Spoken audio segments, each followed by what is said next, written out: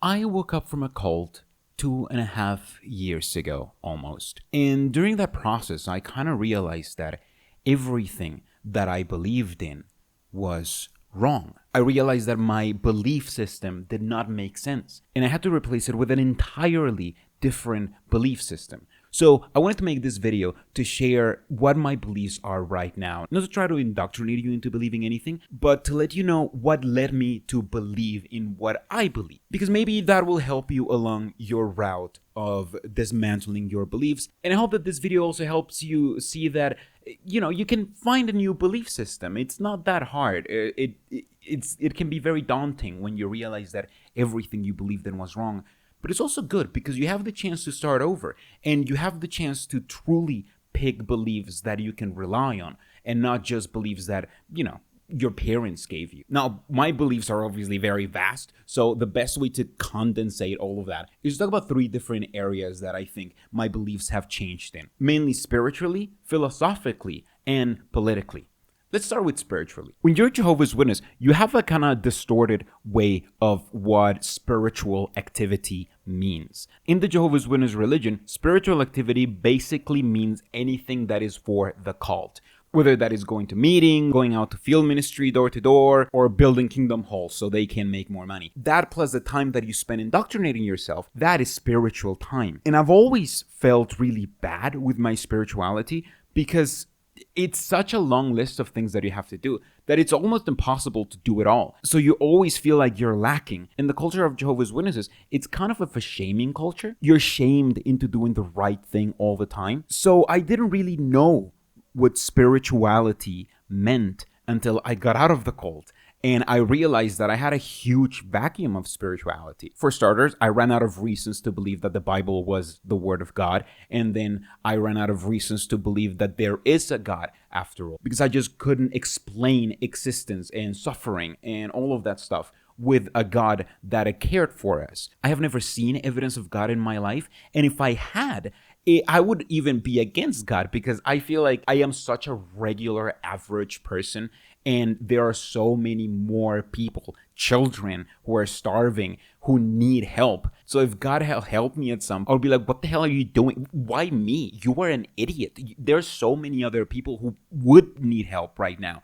So I just can't believe in a God. But weirdly enough, I am a more spiritual person. Before, you kind of believe that being a spiritual person is to believe in the religion. That's kind of what being a spiritual person is. And the less you believe in God, the less spiritual you become, which is a complete lie. That's not how things work. Since I've been burned by the cult, I realized that I needed a different belief system. I needed a way to make sure that I wasn't going to be lied again.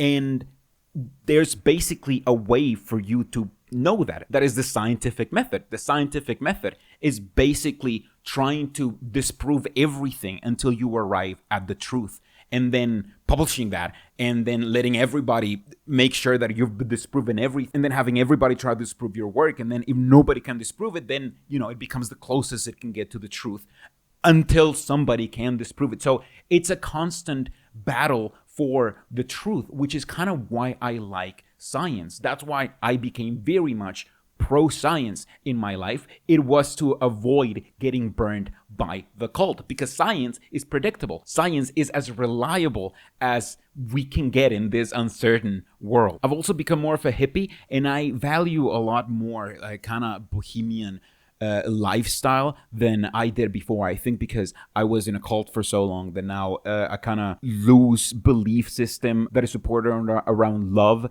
is kind of, the best thing that you can ask. And you can truly try to love everybody, then the world will be a better place. I know that it is the thing that you've heard a billion times, and I know that it's a cliche, but it's a cliche for a reason. It's kind of the truth. So if I had a belief system, it would kind of be like a hippie belief system, but like a pro-science hippie that does take regular showers, like that kind of belief system. I feel very attracted to Buddhism, and I feel like if I ever felt the need for religion, I would start with Buddhism first, just because I have applied several principles of Buddhism in my life, particularly of a Zen existence, that has helped me way more than anything I learned in the Bible has. So I feel like if it has helped me, maybe it could help me in the future. But right now, at the moment, I have absolutely no religious views. That being said, I have had extremely spiritual experiences. I have tried some psychedelics, and every time that I try psychedelics, I learn something new about myself. Particularly with, I don't know how much I can talk about this without being demonetized on YouTube, but I had tried, let's say, mushrooms, and that was the most medicinal, therapeutic, spiritual experience I have ever had. It was almost like going to a religion of me, to like a church of me, and it gave me an extremely introspective experience where I fully was able to get rid of this new personality that Jehovah's Witnesses call it, and truly see a lot of the ways that I was still carrying that indoctrination with me, and get rid of that indoctrination. And by the way, this isn't a recommendation. Again, I am pro-science. I go to a psychiatrist, and every time that I've had an experience like that, I have let my psychiatrist know. He knows exactly how much I take, when I'm gonna take it. He's there to debrief me. I think it's very important. Don't just go and just try whatever, because you can have a very bad experience. If you have a lot of trauma, you're not going to have a great time, especially in the beginning. But it's like therapy. You don't do it because it's fun. You do it because you get something out of it. You become a better person. So that is definitely the most spiritual experiences that I've had. But those spiritual experiences have never made me feel like I was approaching a more divine being, or have never made me feel connected to something bigger. But it has helped me a lot to connect more with other people, and to get rid of all of these preconceptions that you get about worldly people when you are in a religion. If you wanted to condense my belief system into one sentence right now, I've said it before, is believe what you want, just don't be a dick about it. That is my belief system right now. For me, you can believe absolutely anything you want. As long as it doesn't make you a dick, we're going to be fine. Now, let's talk about philosophically. And like before, I'll start with what I used to believe in when I was a Jehovah's Witness before I tell you what I believe now. The philosophy of the Jehovah's Witness is basically that God has all of the answers through the religion. If you find a question that doesn't have an answer in the religion, that is either because the question is wrong, or because you just have to wait in Jehovah. But everything is right in the religion all the time. If something's wrong, it's basically because of you. I think the philosophy can be explained by just obeying and waiting on Jehovah. And since Jehovah doesn't have a voice right now, you obey Jehovah basically by doing whatever the governing body wants you to do. And if you don't like something, well, remember, it's an almost perfect, imperfect organization. So you just have to wait on Jehovah. Wait patiently on Jehovah and the things you don't like, and just work hard and obey. That is, in a nutshell, the philosophy that I had. A philosophy that as long as you obey the directions of the governing body, things are going to be okay. Which, again, is just not a good philosophy. Now, I have actually been reading a little bit about philosophy. I don't consider myself an expert at all. I'm just starting. But since I don't believe in a God, I don't particularly believe that we are here for a specific purpose. I think we are here by accident. I think we became conscious by accident, just because it's a very complex game of glucose, and to figure out who can get the most glucose. And we basically figure out that if we got intelligence, that we get more food. That's basically why we are intelligent. So there's nothing special about us. And if there's nothing special about us, then life doesn't really have a meaning. And it shouldn't have a meaning. After all, when you ask yourself, what's the meaning of life? You are presupposing that there is a meaning, and you are supposed to look for one. I don't presuppose that anymore, which kind of makes me a nihilist. I've been trying to get to optimistic nihilism, which is kind of like, yeah, you don't have a purpose, which is why, you can do whatever you want, and that's good. But, with my current mental health issues, sometimes it's just harder. It's just hard to think about the purpose of life, and, to not be scared about death. However, if you want to dig more into my philosophies, I am mostly between Stoicism and Hedonism. I believe that in an ideal world, we would all be hedonists. That is, we would all be pursuing pleasure. People usually try to make it around sex. It's not about sex. It's about pursuing pleasure. Whatever gives life pleasure, whatever gives you happiness. It's about making good, long, trustworthy relationships so you can enjoy in the future. It's about eating healthy and exercising so you can enjoy your body, you can enjoy life fully. I believe that we're brought into a world of suffering. So every moment that we can steal for ourselves, that is good. That is the whole point. The whole point is to overcome all of this suffering and find pleasure. Unfortunately, we don't live in a world that is made for us. This current system of things, if you want to use a Jehovah's Witness term, or this current state political climate, doesn't allow for it. Obviously, you kind of have to learn that you're not going to be able to get pleasure all of the time. And I have had to learn to cope with a lot of loss and with a lot of frugality in my life and a lot of different things in my life. And I found that Stoicism has been the best way to cope with the bad things in life. I believe Stoicism, like not taking anything for granted, seeing everything as a gift, and kind of even just seeing suffering as kind of the natural state of being.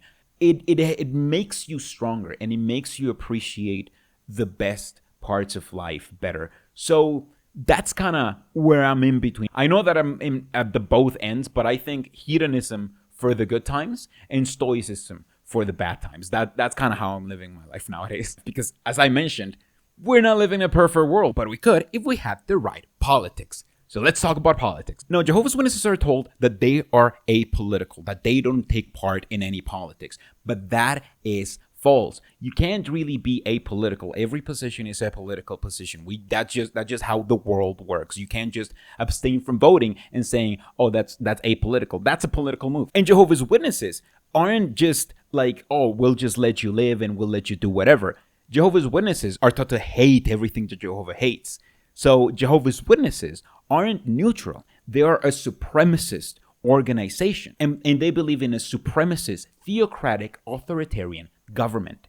That's the politics of Jehovah's Witnesses. I did a live stream before where we filled the political compass based on Jehovah's Witnesses replies. And as we found out over there, they're pretty close to the Nazis. Their belief system is basically as close to that as you can do. It's like that, but just with Jehovah flavor. Because you basically believe in genocide. You believe that Jehovah has the right to kill everybody who disagrees with him, which is basically going to be most of the world.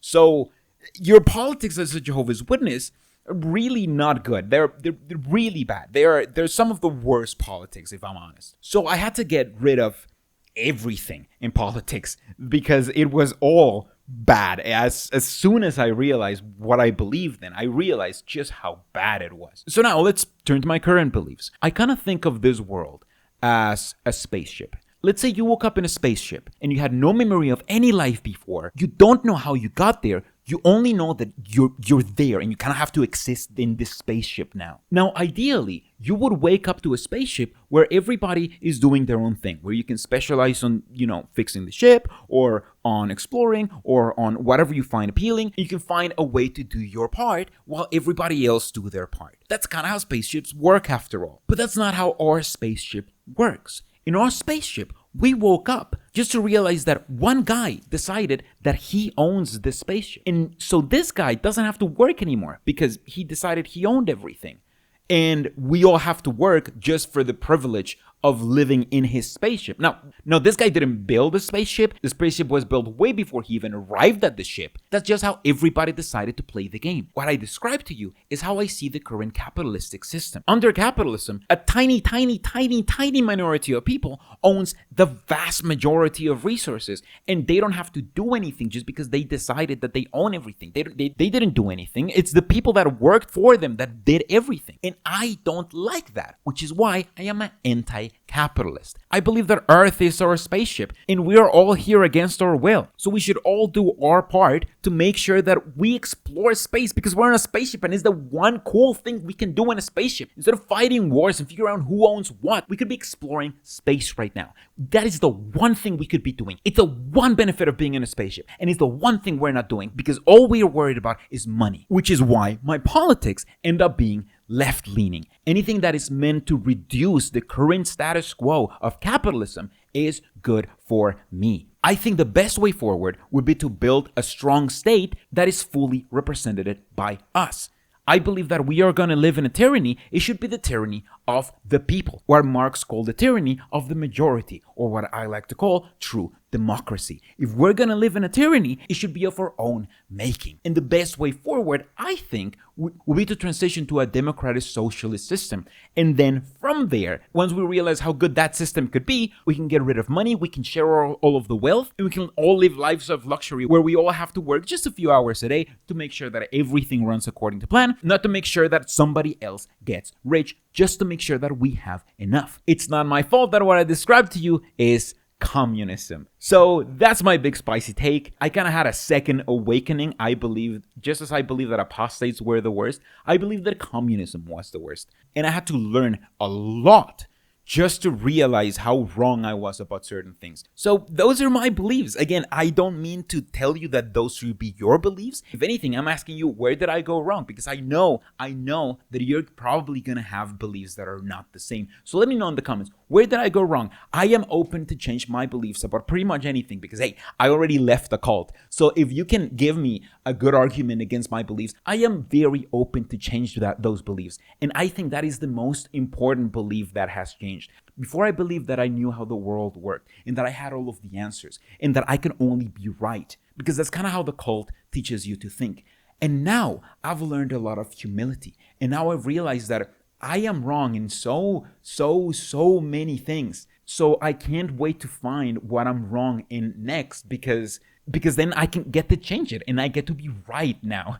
But besides all of those belief systems, I kind of have a belief about the future. How the future should be. One day, I was smoking a little bit of a pretty good Zaza. Oh, truffle butter, I miss you. And I came up with not only the future of the world, but a religion. But that is extremely ridiculous, and I have to find a blunt for that because I can't do it sober. So go to my other channel, Daniel Lerman, to check out the after show where I tell you about the future and I try to pitch you my religion. Thank you so much to my supporters, and I see you next time.